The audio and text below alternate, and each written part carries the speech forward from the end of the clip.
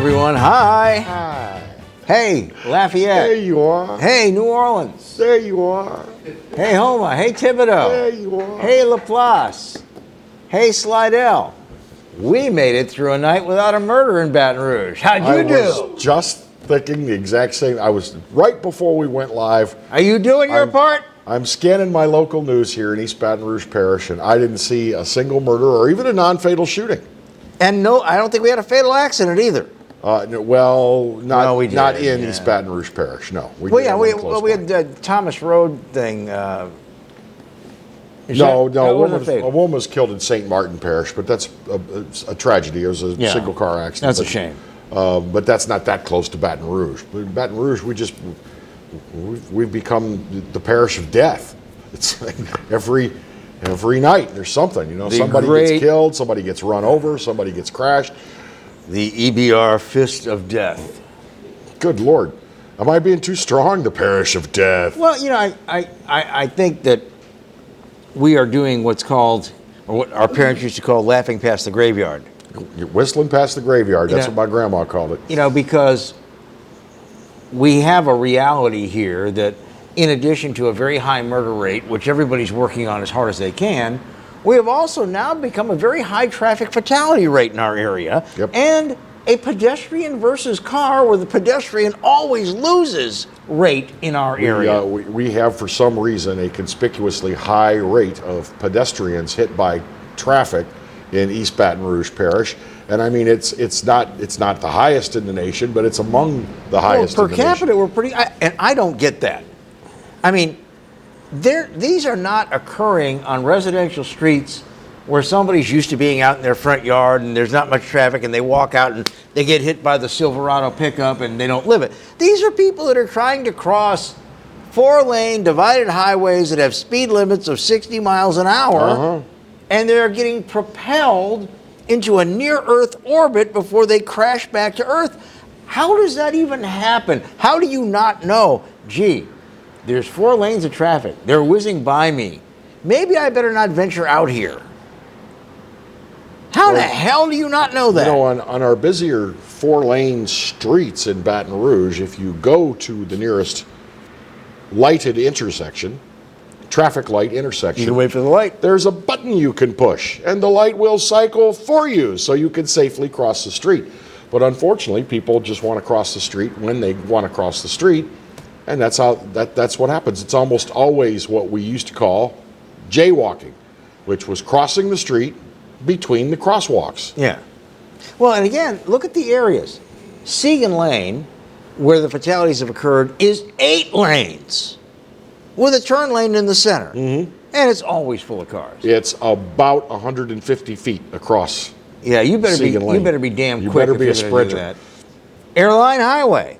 Florida Boulevard. This is where Perkins Road. All of these these are not 30-mile-an-hour streets.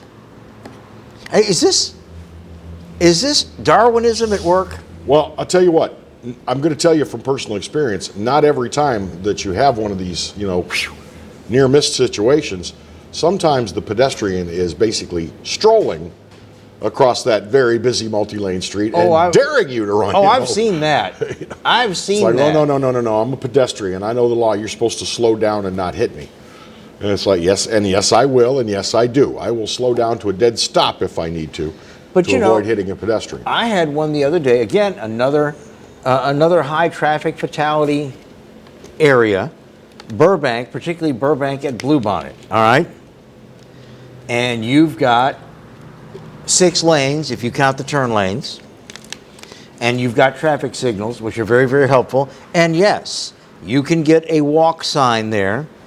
And in front of me, in the turn lane, is a big dump truck. So I can't even see the arrow, okay? Mm-hmm.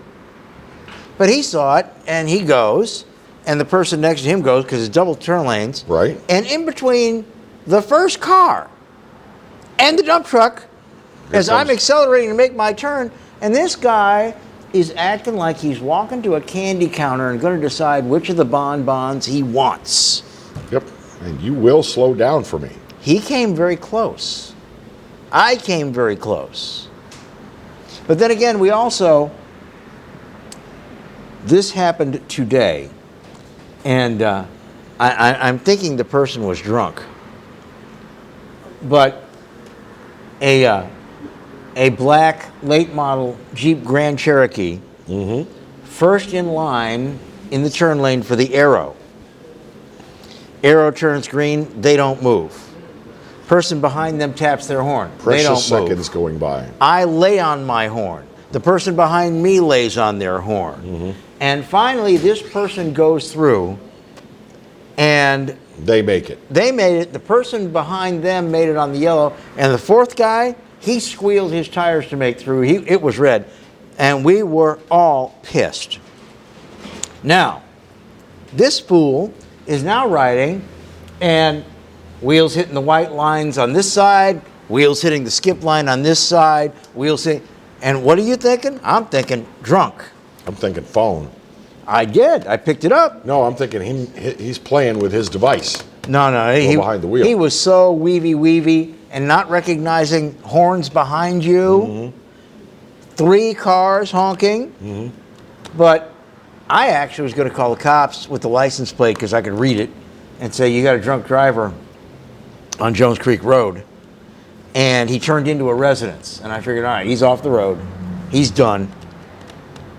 But you wonder why people sometimes get a little heavy on the accelerator here. We have so many stupid drivers. And I mean this, bone stupid. If you sit at a turn lane and you're the first one there, and you do anything but look up at that signal for that green arrow and have your foot poised above the accelerator, you are the south end of a northbound mule. Yep, as I like to say, and my wife is actually tired of hearing it after 33 years of marriage. When I'm in traffic, I'll be shouting at that car in front of me, you've got one job.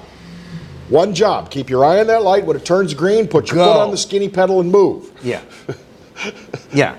But I mean, we have so many drivers, and the ones that, oh, I'm in the wrong lane. They're in the left lane, and they want to go right, and they expect... Wait, I wanted to turn there. They expect everybody to stop what they're doing so that they can creep over very carefully to the right lane.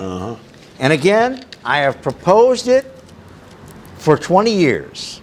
This can all be taken care of by Bill Perfita's Slap Police Patrol. We have citizens. We're going to start a Kickstarter page for Bill Perfita's Slap Police. No tickets, no court dates, no tying people up. You got them. You got a camera in your car. You see the green. You see people honking. You pull them over, and you just paintbrush them 4 or 5 times. And say, if you do it again, one of us will find you, and we'll do it again. Is that you? Are we talking to you? The person who's in the left lane says, oh, I want to go over there in their Kia Sorento. And they're doing it. I mean, I can fill out my freaking taxes faster than these people can make a turn. Are you not a lover of the Kia Sorento? It's a fine automobile. Well, you know, and fuel efficient. It seems to have replaced the Mercury Grand Marquis as the official pace car of the elderly slow driver. But I mean, if you would just take them in hand and paintbrush them 4 or 5 times, and as my father used to say, that's for nothing. Wait till you do something. All right, let's take our first break of the hour, take care of business. Later this hour, we're going to talk with a man who runs the business of the city parish. Darryl Gissel is the Chief Administrative Officer for East Baton Rouge Parish and Mayor Sharon Weston Broom. He's our guest. That's coming up in just a few minutes on Exiles TV.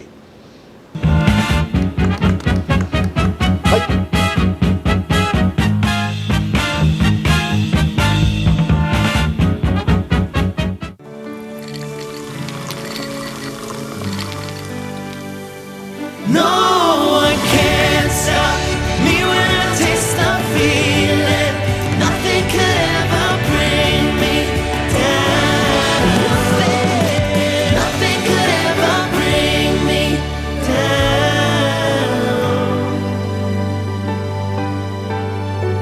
Taste the feeling. Hi, I'm Bobby Yarborough with Manda Fine Meats. Here at Manda, we know what the folks of South Louisiana love. They love great flavored smoked sausage, delicious deli meats, and specialty items like boudin and andouille sausage. Manda Fine Meats has been providing these products since 1947. We produce them right here in Baton Rouge, so you know you're always getting the freshest product at your local grocery store. Manda Fine Meats. Taste the fresh local flavor in everything we make. Make it Manda every time.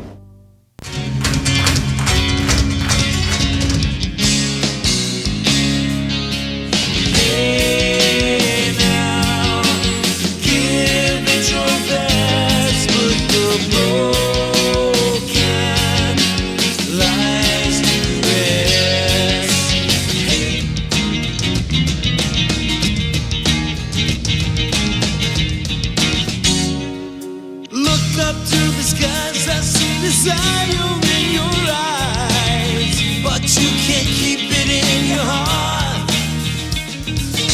'Cause misery loves company. 'Cause misery loves company. Cold and hungry like a dog in the street.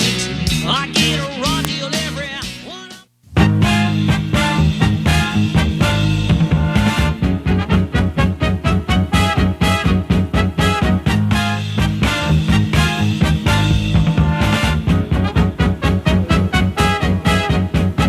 By the way, Bill, I checked during the commercial, the official vehicle of the elderly woman who is not a great driver is, as you said, but when you get above a certain income, it becomes the Toyota Avalon. Oh, yeah. The Toyota Avalon is the official, I've got some money, old lady car. Yeah, yeah. Taking the place of the Crown Victoria and or Lincoln Town Car. I tell you, some of these people... They just don't make them anymore. Some of these people are trying to hang on to their Mercury Grand Marquis. I mean, you see them, and I mean... They're indestructible. Yeah, they're indestructible. They are. Yeah, I mean, the front bumper is hanging off the left side, and the rubber cap is peeling, and all the paint on the roof has flaked off. You know? Still runs. It still runs, and you see them making these big sweep. You can tell. Particularly if they're coming at you. When they need to make a right turn, they go left first, so they can make that. And Whoa. and faintly, you can hear a boat whistle going, oh. Guess what my mother drives? A town car. A Lincoln Town Car. And it's like a 2000... Interesting thing is you look at the road and you see all the things that are knocked in, guardrails. You betcha. You betcha. Now, my mom's car, not a mark on it, still runs like brand new, 2002, and it's still in excellent shape. But didn't she, about a year ago, you all had to kind of do didn't she We try tried to Evel Knievel a drainage ditch? No, that was my sister. But it was in your mom's car. Right. Oh, good. Somebody had to pay a lot of money for that car to convert it to a taxi cab. Yep. But and we keep trying to talk her into, Mom, like, get a Mazda, get a Kia, get something, First of all, it's easier for an older person to get in and out of one of these crossover type vehicles than it is to get in and out of a sedan. They're kind of loaded. I've got a sedan, and I'm like 61. I'm ready to. This thing's like putting on a pair of stretch pants some mornings. So I identify. So maybe the Toyota Avalon is in my future as well.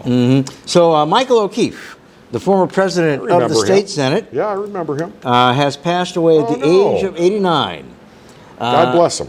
He represented Orleans Parish in the Senate from 1960 to 1984. Is he out of prison? Well, we're going to find out about that. He actually spent nearly 20 years in federal prison. He was freed and went to prison again. I do remember the first time he went to prison. It was like one of the first high-profile governmental corruption cases that was successfully tried in the federal court in the state of Louisiana. His son went to prison. Yeah, he was first elected to the Senate at 29. He was convicted in 1982 of cheating his business partners out of $900,000 in a real estate deal, but a judge threw out the verdict. At a retrial, he was convicted and sentenced to 16 months. He stepped down as Senate President, obviously. lost his reelection bid. He was released the following year, which would be 85. Governor Edwards pardoned him in 1986. In 1996, here you go, Darryl, along with his son-in-law and 2 business partners, he was convicted of siphoning millions of dollars a year from a failed insurance company and was sentenced to 20 years in prison. And I believe, if I'm not mistaken, that was the insurance company that had its headquarters on Government Street. I can't remember their name. Yeah, but You talk about Champion Insurance? Champion Insurance. Yeah. It might have been Champion. Oh, it was that he Champion. defrauded. That was a Yeah. huge scandal. So he has passed away. I would say at this point, I think we could say Michael O'Keefe's legacy is somewhat mixed. Well, yeah, there are people who still will talk about all the good he did as a member of the state legislature. Well, one of the things he did So was it's that's the thing. Can you do good? It's the Louisiana thing. Can you do good and be a good guy and still be a little bit crooked on the side? And is there any balance of that, or is it if you're a little bit crooked on the side, it doesn't matter what good you do, you're always a crook? Well, look at Edwin Edwards. He became a beloved character almost from day one. And when he went to prison, there was no excuse making. Mm-hmm. Everybody said, well, they tried twice before and didn't catch him. This time they caught him, and he's going to do his time. And when he came out, he was as beloved as he was when he went in. I remember there was an effort, Dave Treen led an effort to get him released early because Yep. his behavior while he had been in federal prison was exemplary. Mm-hmm. And, citing his age, he's been out of prison for 10 years now, hasn't he? Yeah, yes, he has. But citing his age, Dave Treen, God rest his soul, campaigned to get Edwin out early. And that in itself is interesting because those 2 men were not, political buddies. Well, they became friends after They respected each other Yeah. as political opponents. I mean, one of the best lines that was ever uttered when they were in the campaign, when they were campaigning against each other for the governorship, and Edwin looked at him and said, "Takes him an hour and a half to watch 60 Minutes." That is one of the best lines I have ever heard. That was even better, in my opinion, as the only way I don't get elected is to catch me in bed with a dead girl or a live boy. It's classic. That was 60 Minutes with Mike Wallace. But, Michael O'Keefe did not have the warmth, as I remember it, of an Edwin Edwards. When he went down, there weren't people that were wistfully sorry. When he went down, there were people in Orleans Parish that were dancing in the streets. Because he was more kind of like one of the Irish mafia kind of guys, Well, that may have been it. Maybe because he's Irish. We don't want the Irish. Yeah, but anyway, he is now gone, cancer, at his home in New Orleans. God rest him. He was God 89? rest his soul. 89 years old. That's a good long haul. Well, we got a lot of these historical figures that we all know from growing up in theater and in cinema and in government that are all kicking that 88, 90, 91, 92. Mm-hmm. We could probably make a whole show out of reading obits one week. Let's not, though. Let's okay? not. And you notice we didn't mention Hal Holbrook because nobody really cares.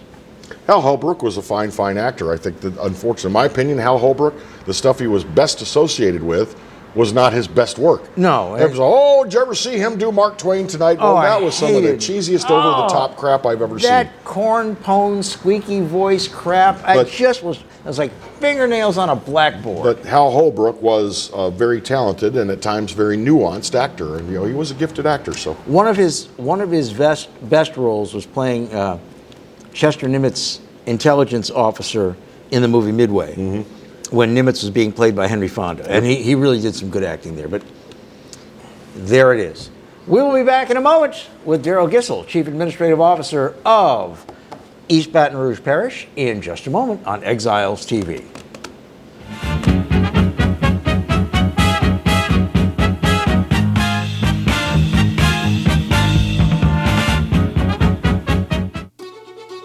Live and play on the fairway at Greystone Golf and Country Club. a serene, challenging golf destination located in Denham Springs.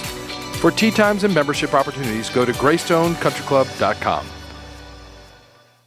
From appetizers, pasta dishes, and entrees, La Contea takes pride in preparing all the Italian cuisine we know you love. Enjoy live music every Thursday through Saturday from 6 to 9, happy hour weekdays from 3 to 6, and brunch on Sundays from 11 to 2, as well as dinner portion-sized lunch specials for under $10.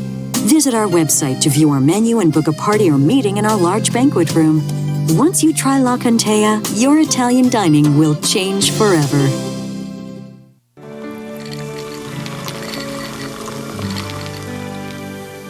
No one can stop me when I taste the feeling. Nothing could ever bring me down. Nothing could ever bring me down.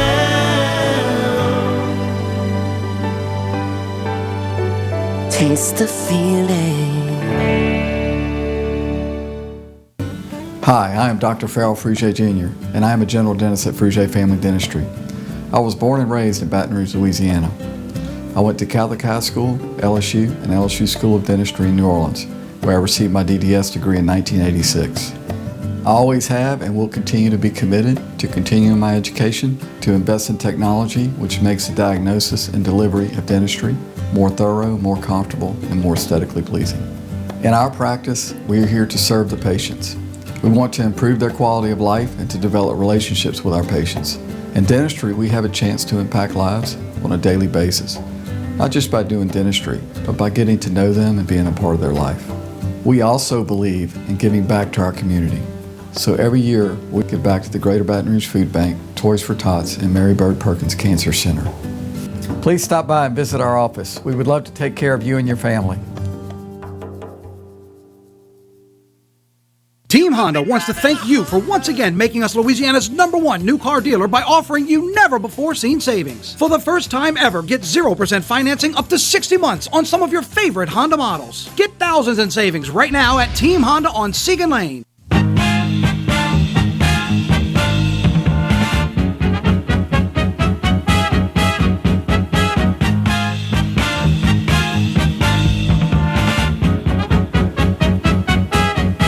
Welcome back, Exiles TV, Bill Profita, Kevin Gallagher, and who is that masked man? I wanted to thank you.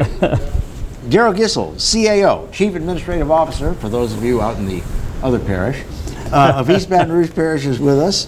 You know, we went through an election cycle. Yes. The administration was continued for a second term. And there's a lot of initiatives that are happening in the executive offices, for lack of a better term. And one of them has to do with getting into these neighborhoods in crime prevention. And we saw this volunteer group, Change, that has come forward, and they're going to go into some of our most difficult zip codes. But we have areas that are being proactive, that are trying to make sure that they can prevent as much crime as possible, and they're getting some assistance, like the Broadmoor Sherwood Forest Crime Prevention. So let's talk about that a little bit.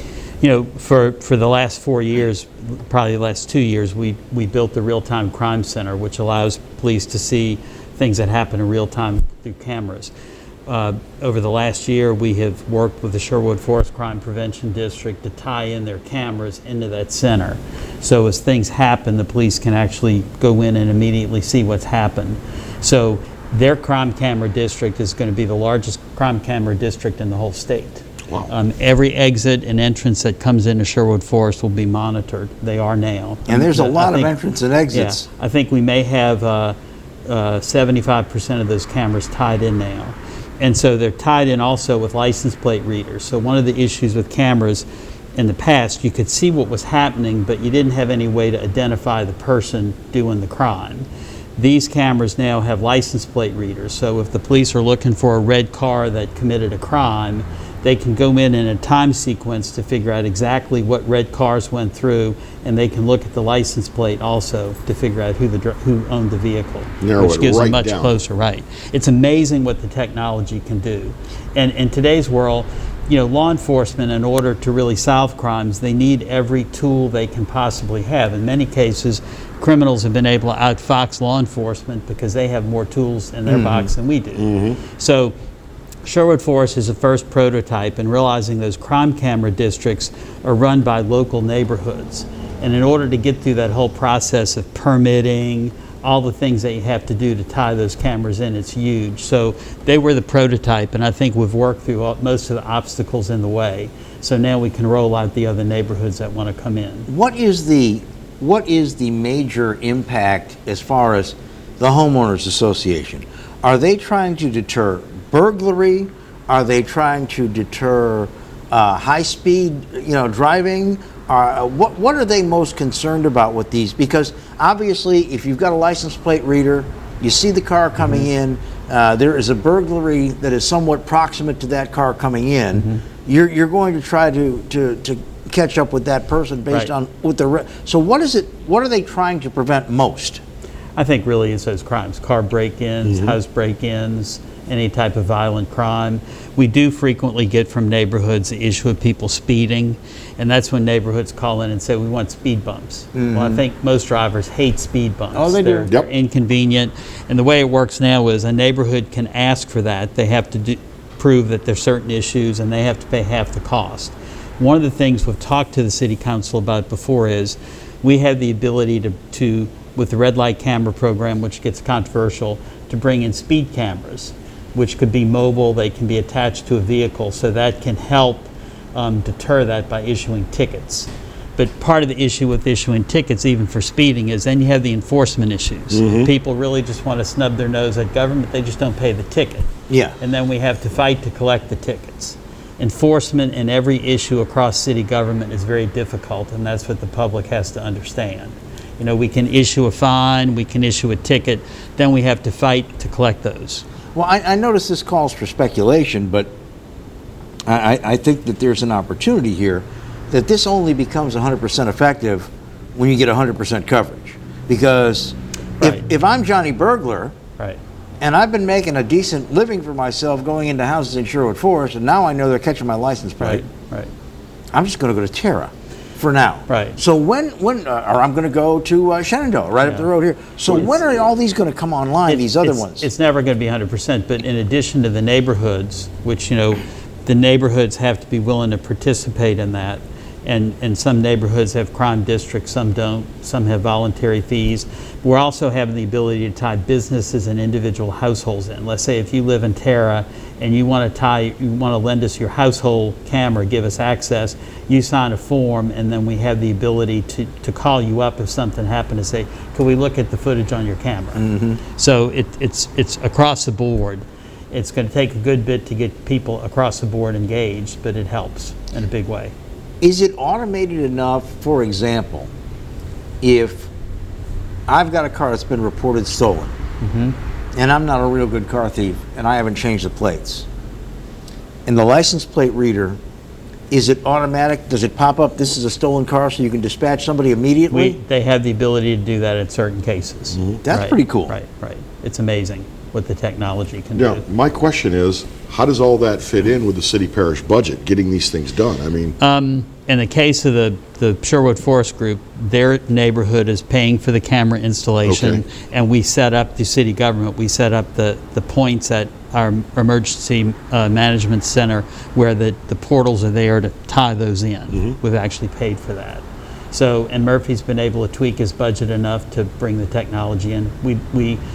We were able to provide all new radios to the police department, and part of the software in that package allowed us to create the real-time crime center. We negotiated that in. So we're doing a lot of efficiency moves within that police department. We funded a 3% pay raise through efficiency moves. We hope to do another 3% very shortly based on other moves also. Well, I think in East Baton Rouge Parish, and I think because it has been just so striking in the news that crime has surpassed COVID, crime has surpassed economic development as the number one issue here. And of course, crime will eventually impact your economic development efforts. Right. Absolutely. Burglary seems to be on the upswing. Well, I think if I'm not mistaken that every category short of homicides is actually down. It's a homicide rate that's high, and I usually use a comparison Austin, which we usually emulate. We want to be like Austin. If I'm not mistaken, their homicide rate is up 80% during COVID. So what we're seeing here is across the board. It's not just a Baton Rouge issue. And the other thing that Murphy has stressed, I think he did it when he was here before, is that the crimes we're seeing, I think over 50% of those crimes are happening in a household or on the perimeter of a household. They in many know cases, each other. Yeah. So these aren't just random acts. But now, when you talk about the crimes being down in all these other areas, are you including parish numbers in that? Because we are experiencing, in the sheriff's jurisdiction, there's a group of professional burglars that are working CCL and Santa Maria. And they are using the golf course as cover. And they may have an inside person, but they are hitting homes that are known to be vacant. And they've hit 26 times in the last 3 months, and they're getting huge amounts of jewelry and cash and firearms. And part of the data, what we're looking at, excuse me, is to find those trends. I mean, Murphy has the districts looking at those trends, so if there is a spike, they can immediately address it. Excuse me. Let's talk a little bit about the mayor had a press conference. It was very impassioned. She is frustrated. I understand that. We're all frustrated about this murder rate. And we have this group of ladies who apparently have a very close tie to having kids that have been murdered, called Change, that want to help in our rough zip code, 70802 and 05. And we were talking about this, God bless them. They've all lost kids or grandkids. Absolutely. And they mean real well, but how much of an impact are they really going to have in these neighborhoods if we don't have some backup for them? They have actually worked very, very closely with the police department. This effort's been going on for like the last 3 years. And I know when the mayor started working with that group, some people said, oh, this is really soft, it doesn't have an impact. But part of what we have in the police department is there are disconnects with certain neighborhoods. We've all heard that story where neighborhoods don't feel comfortable working with the police. A lot of the efforts which people say are soft is trying to make sure those neighborhoods will tie in with the police where they don't have a barrier. And those efforts are increasing. There's a lot of federal funding that's helped us do some of this, and we're trying to use that funding as effectively as we can. We're doing this operation, which was just announced, called Neighborhood Hubs. And part of that issue is neighborhoods like Sherwood Forest, Terra have civic associations. And a lot of these areas that have high crime, you don't have civic associations. You don't have a network. So we're trying to go in and empower neighborhoods to create those organizations, because what you find is when you have those organizations, people report things that in many cases you wouldn't know about any other way. I know downtown where I live, we went through high crime issues 2 decades ago that were horrible. We actually had one house where someone who lived there had 20 arrest warrants. Wow. I mean, the police didn't know that. We went to meet with the police chief, and he said, when I was on the beat, that family was one of the worst families in the whole parish. We need to give you some help. I remember days when it's like, downtown, don't go downtown. Right, do it downtown. Right. You're taking your life in your hands downtown. And I say, through that downtown struggle, we had a fairly organized group, but if you're in a neighborhood that has no nucleus, then you have to feel like you're just lost. So we're trying to give people a voice. That you just described a good bit of 705, 70805, exactly. and 70802. Exactly. There are neighborhoods where there's no nucleus. Right. And, but you do have people who live in that neighborhood. That's where they've lived their whole life. They love their neighborhoods, but they don't feel like they have a connection with city government. And they feel like city government's just kind of left them alone. Well, and I do think Hiller Moore is on frequently, and he sits in that chair and he says, there are good people in these neighborhoods that are living their lives in fear. Right. And they want more police, and they want more arrests. But the trouble is, if they pick up the phone and talk to you and the officer pulls in their driveway, they're marked people. We had a person who came to the mayor's office who explained there was drug dealing going next to his property. We worked 3 times to put him in touch with the police, and their statement to him was, you tell us what time you see activity and we will take care of it, but we want you not to be home when we come. I mean, the police know how to work those situations. Yeah. But It takes a lot of coordination, though. But it's difficult for the good, decent, honest relatives, and in these zip codes, many of them are kind of elderly too. Exactly. You know, and they're the ones that may not know that their grandchild that they're taking care of is the one walking around with a gun. Right. Well, and the one thing that Hiller's explained and Murphy's explained is that the number one issue with guns are stolen guns. Oh, God, yes. And those guns are being stolen from vehicles. So the message is, if you own a gun, don't leave it in a car, and especially don't leave it in an unlocked car. Well, we have Ring camera pictures from my neighborhood. You're required to have a garage in my Right. neighborhood. But People people leave their cars outside, Right. unlocked, with a gun in it. Right. Idiots. So, I mean, we can talk about gun control all we want, but if people can steal a gun, then that's the easiest way to get one. There you go. We'll be back in a moment more with Darryl Gissel, Chief Administrative Officer for the East Baton Rouge City and Parish, in just a moment on Exiles TV.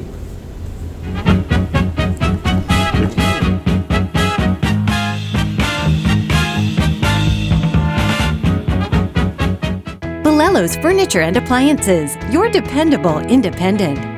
Depend on us for service, for selection, for price. Get huge Whirlpool savings. Shop now and save on Whirlpool appliances throughout the store. Plus, experience our price match guarantee and ask about special financing. You can depend on the know-how of people who live appliances every day. Bolello's Furniture and Appliances, your dependable independent with nationwide buying power. Hello guys, it's Debbie. It's time. I've got a brand new location. 10510 Airline Highway, Baton Rouge, next to After 5 Tuxedos. We have the perfect spot to get all your wedding and formal wear needs.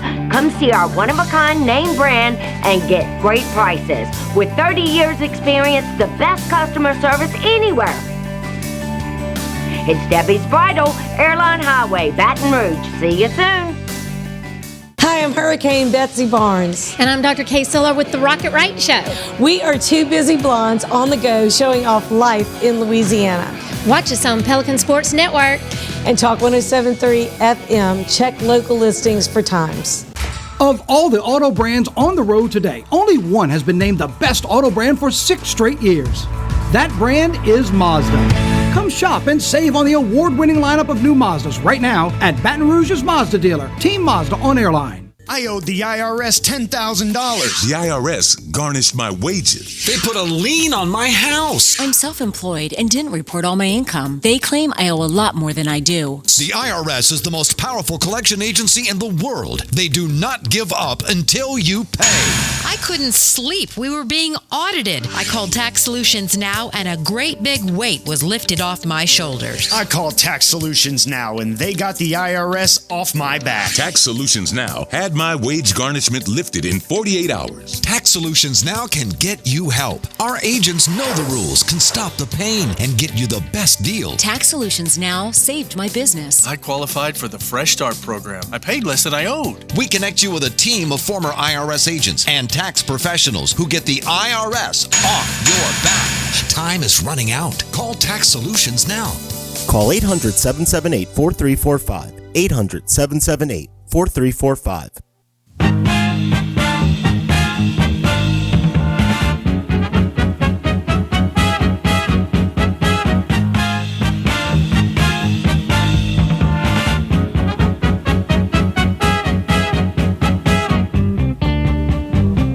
Hey, welcome back. Exiles TV. Bill Profita over there. I'm Kevin over here. And this man in the center is Darryl Gissel. He is the Chief Administrative Officer for East Baton Rouge Parish. I say this a lot.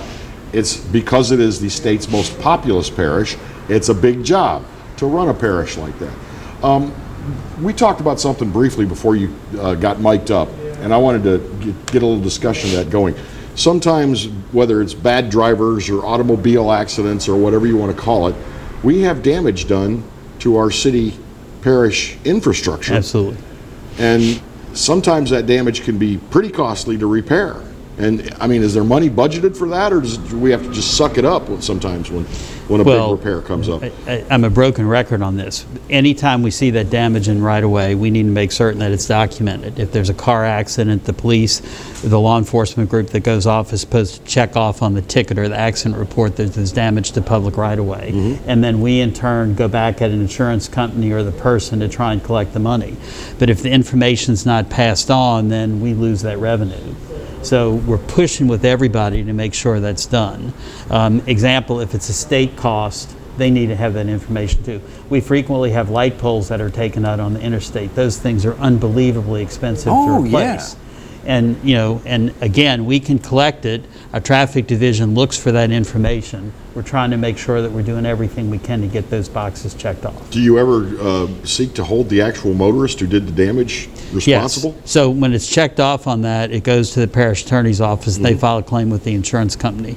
We had one downtown on 3rd Street where there was a high-speed chase. You may remember a couple of weeks ago. He smashed right into Paul Arrigo's office. He smashed into the building, but he also took out a traffic pole and the traffic control box. Wow. That's probably about a $6,000 claim.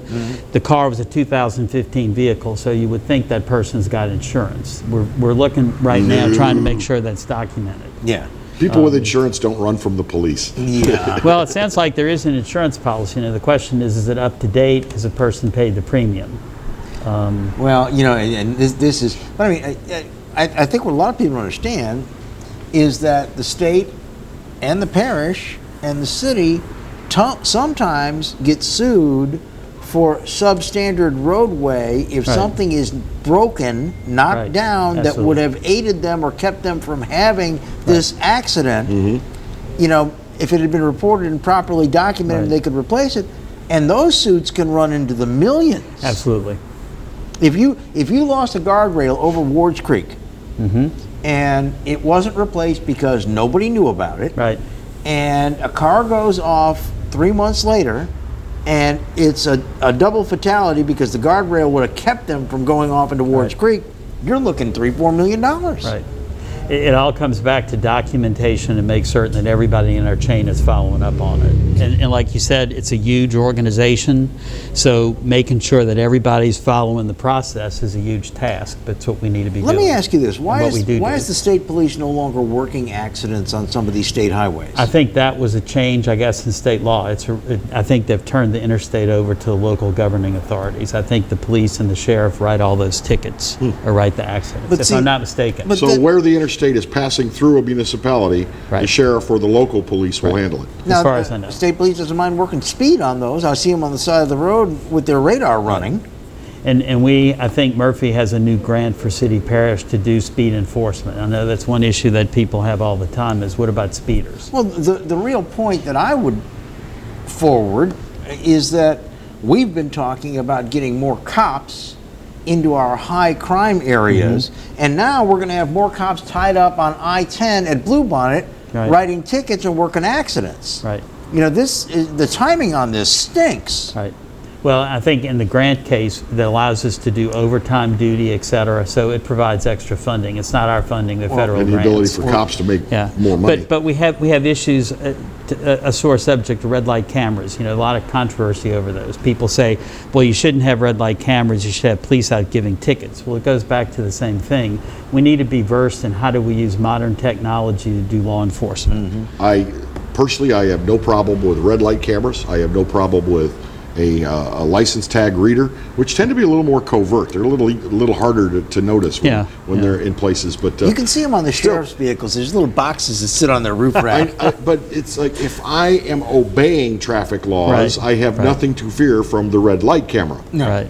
Well, there was someone who said that it wouldn't matter if people run red lights, we should just let them hurt themselves. But it's not hurting themselves, it's the other people they're going to take out. And when they T-bone somebody at that intersection, Darryl, I'm sorry, Bill, but I did want to get this in before we let you go. I wanted to ask you about the city parish's COVID response vaccination. How much of that crosses your desk? The state is controlling the rollout in those tier categories. There are about 86,000 vaccines that have been rolled out in East Baton Rouge Parish. Our job is trying to be proactive, so when the next tier rolls out, we're ready to roll. The the EMS guys have gotten COVID vaccinations, fire, the sheriff's office, police are in that next tier. So we're trying to make sure that we know that all our people are ready. In Baton Rouge, while we don't have a health department, we do have the mayor's Healthy BR Initiative, which is a nonprofit within our office, and it coordinates all of those healthcare providers, all of the hospitals. So they're all aligned, everybody's working together, trying to make certain that we're rolling this stuff out as fast as we can. Something that's concerning, there's a story today on one of the television stations about vaccine hunters. I saw that. Yeah. I know personally of 4 cases in the last 2 weeks where a medical care provider has just slipped vaccinations to someone that was not in the queue at this particular time. And I'm thinking that this is probably, if left unchecked, going to become the major vaccine distribution mechanism. Where if you know somebody that's a physician or a nurse, even if you're 35, come by at 4 o'clock when I'm closing the office and I will vaccinate you. I'll hook you up. Well, what they've explained is that when they open a vial of vaccine, in some cases there's some left. And so if they don't have anybody lined up based on a schedule, they don't want to waste it. They're going to find somebody. That's the big story, but that's not what is happening in the 4 that I know of, the 4 cases. Right. I'm afraid, I have a lot of contact with people, can you get me a vaccination? As opposed to, I'm going to wait because I'm under 60, so I probably won't be in line until June. And this black market is going to outstrip the distribution reality very shortly if there's not some enforcement measures. Well, and I think the state has done, I think if I'm not mistaken, I mean, in certain areas they've gone back to nursing homes that aren't using the things effectively, et cetera, trying to make certain they're rolling it out as tightly as they can. You're always going to have outliers. Well, but you've got big outliers. You've got a major hospital, actually 2, that sent out letters to their board members and to their foundation members saying, come on by, we'll give you a vaccination. And their reasoning, well, these people volunteer and they help in the hospitals, so they're more at risk. Now, you and I know that that's a pant load.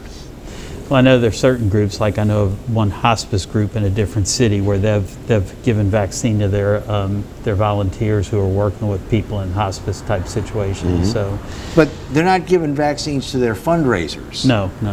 You know, I'm sure you've served on boards. I've served on boards too. Right. And it's like, well, we got a supply, and we want to keep our fundraisers and our big donors happy. And they were dumb enough to send it out in an email. People like that need to be called out when it happens. Has Ms. Broom indicated, what levels she'd like to see? She got any, area in mind? How many people? How much of a percentage of the population tested? How much vaccinated? Transmissions, deaths. Has she got any kind of a benchmark that she's looking for in order to start to reopen things and try to get life in Baton Rouge back to normal? The way it works right now is, we follow the state protocol. Every Wednesday, they release the data in terms of where we are as a parish, and that's where we make those adjustments. The mayor's having a press event today, I think, on some new testing models where they're trying to make certain that we have people in all the categories being tested. Right now we have 3 free locations for people who want to be tested: Catana Mall, LSU, and FG Clark. People can just go. They don't need an appointment. So we're trying to push all that stuff out that we can. But that's the main question that people have for their local and their state leaders is, when do we get back to something like life as it was before this thing? I think we're in this for a while. I mean, we know that we have new strains of virus, but again, it's a state that is controlling the numbers in terms of where we are and how many, the data. Well, I think people would like a little certainty about the uncertainty. Right. And again, this back channel vaccine distribution is going to get out of hand. Right. Well, I saw the figure today, if I'm not mistaken, it said that Louisiana was 15th in the nation in rolling out vaccine. If that's, I think I read that number correct. Yeah. That means we're not at the bottom of the list. I'd say 15th is not bad at all. No, right. So, we're doing what we can. The issue is our supply is limited. We have to count on getting that coming in. And I know it's not up to your office, but I do think the governor's office can sit there and say, look, we've been very compliant, and we have got a lot of population that is in retail and service, and we need a bigger supply, and we're handling it properly. We're putting the shots in the arms. And the mayor really has tried to balance the health of the community and the business interest. We've worked with businesses all through this, and bar owners in terms of trying to delay delinquency fees and do things that we can to help people every way we can. Well, more to come, and I'm sure we'll have you back on. Please give her I know she's very busy, but convey to her she has a standing invitation if she'd like to come on the program. We'd love to have her come on She board. has, I think she's done things mainly virtually. I mean, the mayor is all over the place. She's trying to lead by example with the social distancing and the mask wearing, and I think one could the mayor expect hadn't no had less. the vaccine yet. She doesn't fit in a category yet, so she's trying to be very cautious. There are a lot of civic leaders saying, I'm not in this tier, and they're not getting the vaccine, even though they probably She's very should. cautious about that. She doesn't want to step ahead of anybody. Darryl Gissel, CAO for East Baton Rouge Parish. Thanks again for being with us. Good seeing you again, Darryl. Thanks. Back to wrap it up in a moment on Exiles TV. Thank you. Always fun.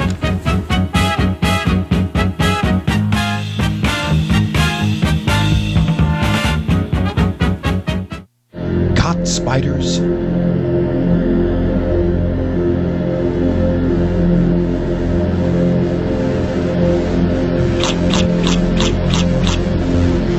Premier Pest Services.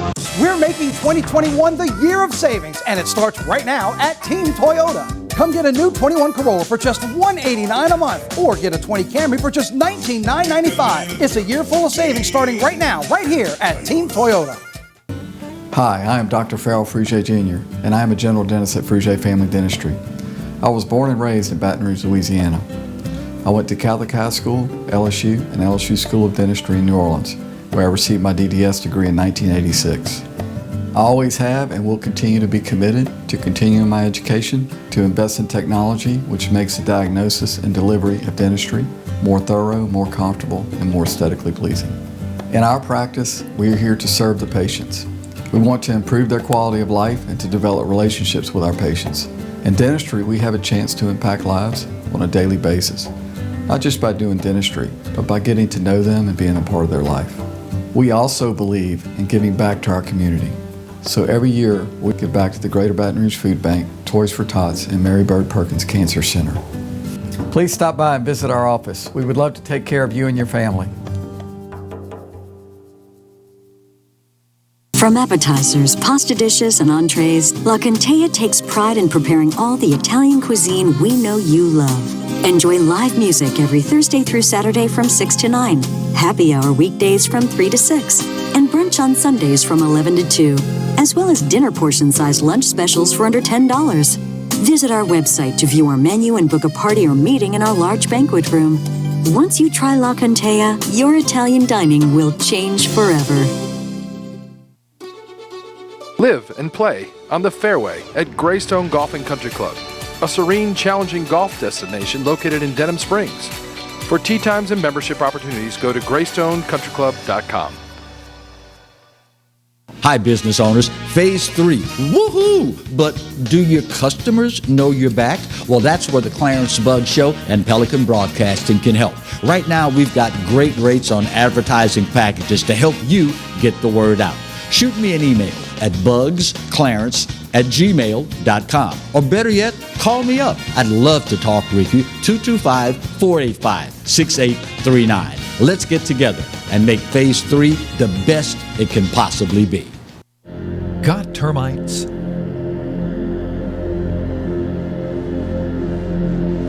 Get Premier Pest. PremierPestServices.com.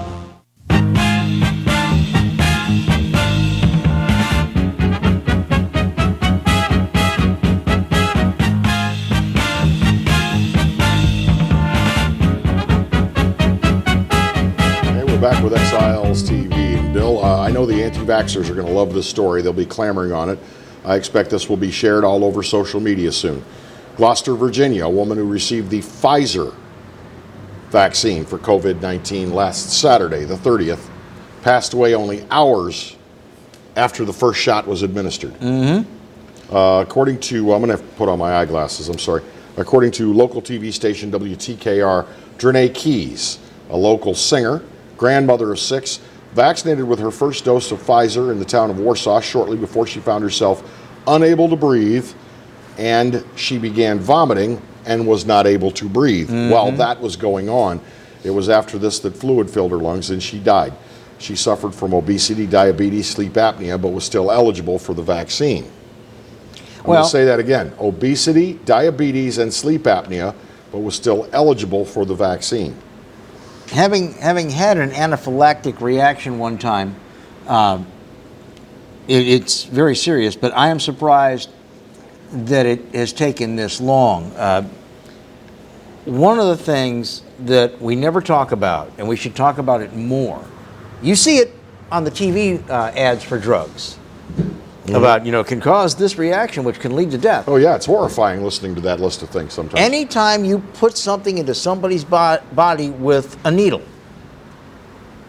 there may be something that they are already carrying from a completely different source, and it could be from years ago, that triggers a severe allergic reaction.